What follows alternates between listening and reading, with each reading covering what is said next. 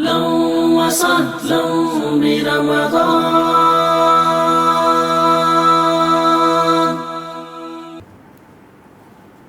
روزہ افطار کرنے کے بعد روزہ افطار کرنے کی دعا کرنی چاہیے یا اس کے ساتھ کھانے کی دعا بھی پڑھنی چاہیے؟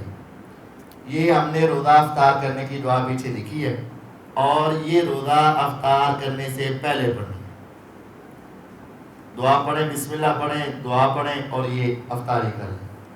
ہاں بعد میں بھی اگر آپ کو یاد آ جائے تو بعد میں پڑھ سکتے ہیں، اور افطاری سے پہلے بسم اللہ پڑھیں، اور افطاری کے بعد جو کھانے کی دعا کی ہے وہ بھی پڑھنی چاہیے۔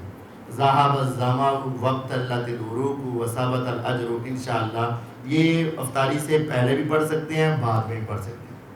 اچھا پہلے پڑھیں گے تو ترجمہ ہی میچ نہیں کھائے گا۔ ذہب الظمأ، پیاس چلی گئی، حالت گئی نہیں۔ وابتلت العروق، رگیں تر ہو گئی، حالت کوئی یہی نہیں۔ وثبت الاجر، انشاءاللہ اجر تو ملے گا ہی۔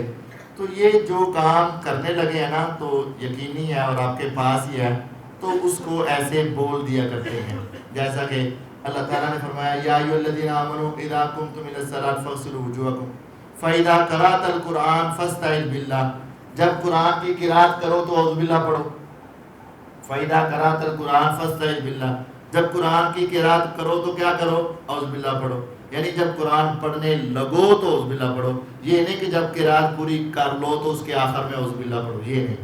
تو یہ پہلے بھی اور بعد میں بھی پڑھی جا سکتی ہے۔